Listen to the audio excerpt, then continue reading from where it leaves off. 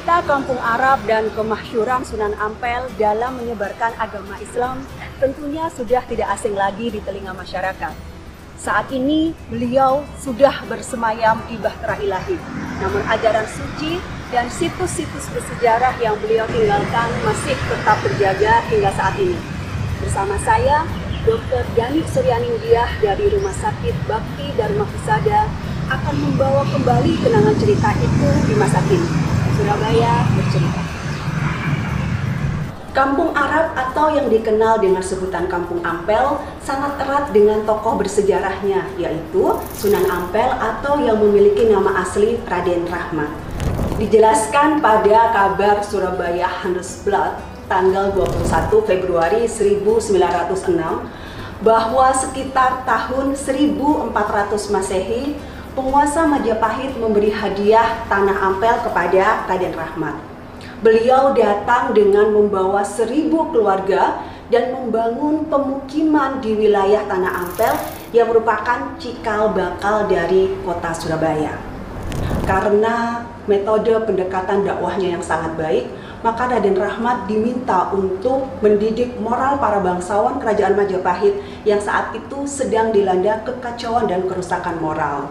Setelah itu, banyak juga rakyat jelata yang ikut menjadi murid Sunan Ampel di pesantren yang didirikan di wilayah Ampel Denta. Ampel Denta berada di kawasan Surabaya Utara yang memegang peranan penting dalam pertumbuhan ekonomi karena letaknya yang sangat strategis, yaitu di antara Kali Pegirian dan Kali Mas yang menjadi sarana transportasi utama pada masa itu. Dakwah yang dilakukan oleh Raden Rahmat cukup unik. Beliau membuat kerajinan berbentuk kipas yang terbuat dari akar tumbuh-tumbuhan dan anyaman rotan. Kipas-kipas ini dibagikan kepada penduduk secara gratis. Para penduduk cukup menukarkannya dengan kalimat syahadat, Asyhadu alla ilaha illallah wa asyhadu anna Muhammadar Rasulullah. Penduduk yang menerima kipas ini merasa sangat senang, terlebih ketika mereka mengetahui bahwa kipas ini bukan sembarang kipas. Anyaman, akar, dan rotan itu ternyata mempunyai daya penyembuh bagi mereka yang terkena penyakit demam dan batuk.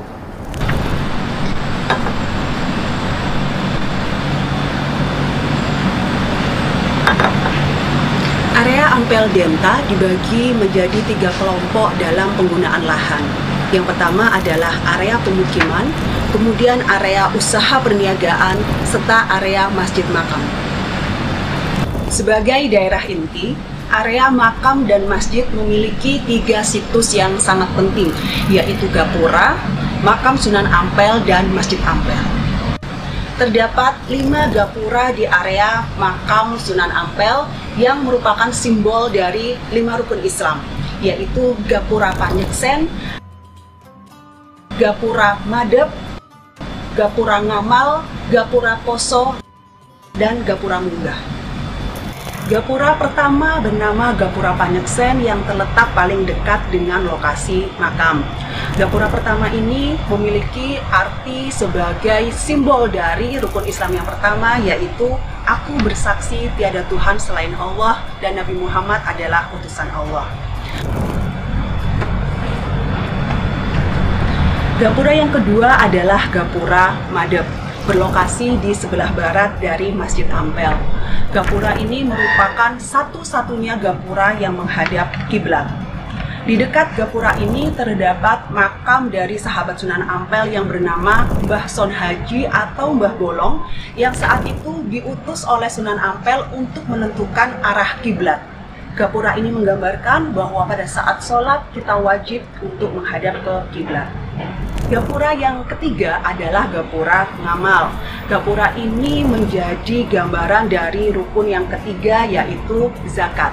Orang-orang dapat bersedekah dan beramal sesuai dengan kemampuan dan keikhlasan mereka.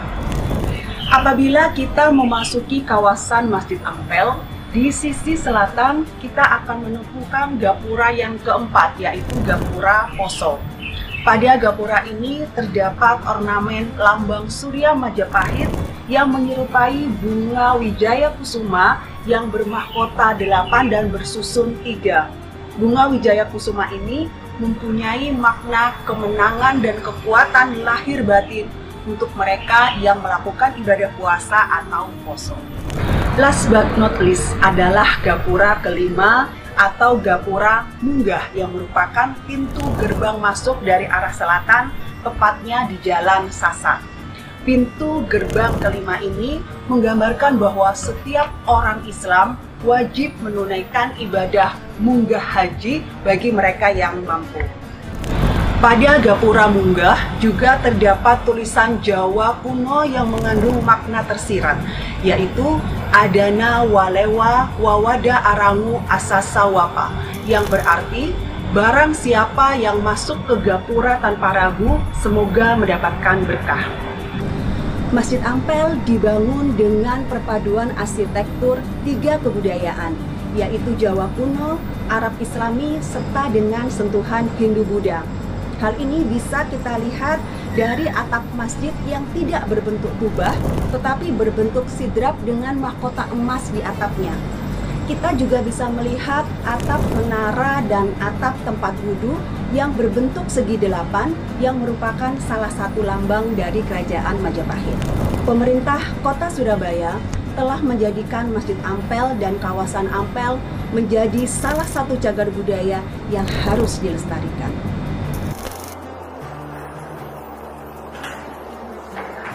Cagar budaya merupakan aset masyarakat dan pemerintah yang tidak hanya memiliki nilai budaya dan nilai sejarah, tetapi juga nilai ekonomis yang sangat luar biasa. Mari bersama-sama kita jaga agar anak cucu kita juga bisa menikmatinya. Ayo rek, jadi generasi milenial berjiwa Pancasila yang berkontribusi bagi Surabaya. Surabaya hebat!